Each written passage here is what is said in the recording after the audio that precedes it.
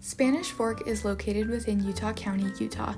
It is a smaller city with a population of 42,600 people. The majority of the population identify as white Caucasian, with Hispanic Latino comprising the second largest ethnic group. The average household income in Spanish Fork stands at $93,989, slightly below the state average. Approximately 6% of the population falls below the poverty line, which is lower than the state average. The median age for this region is 27.4, and about 25.3% of the population are between the ages of 5 and 18. After thoroughly assessing the significant health issues in Spanish Fork, considering their size, trends, and importance to the community, we determined that depression ranked highest in terms of health priority.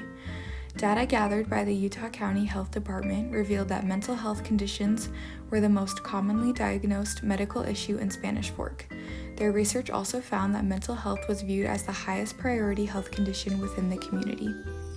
Looking into the issue of depression further and discussing the issue with key informants from Spanish Fork, we found that adolescents were being particularly affected by poor mental health.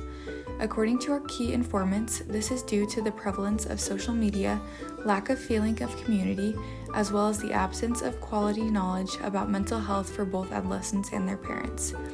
After researching this issue within Spanish Fork, we found that the main risk factors affecting the depression rates among adolescents in this area are a family history of depression, a person's physical activity level, choices regarding social media, limited social interaction, adverse childhood experiences, knowledge about mental health, and lack of social support.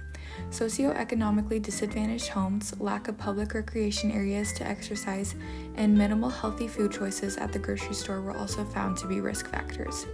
Contributing factors to these risks include lack of knowledge of healthy food, lack of motivation for physical exercise, access to social media, not spending time with important friends or family, limited resources about mental health, and lack of city planning for safe green spaces.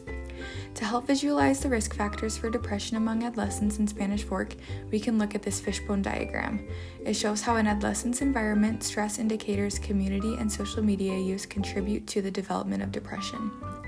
After analyzing the risk factors and ranking each based on importance and changeability, we found that the most important and changeable risk factor was limited access and knowledge about mental health care.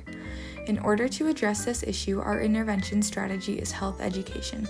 This method involves launching 2 mental health education programs, a digital detox and parent training program.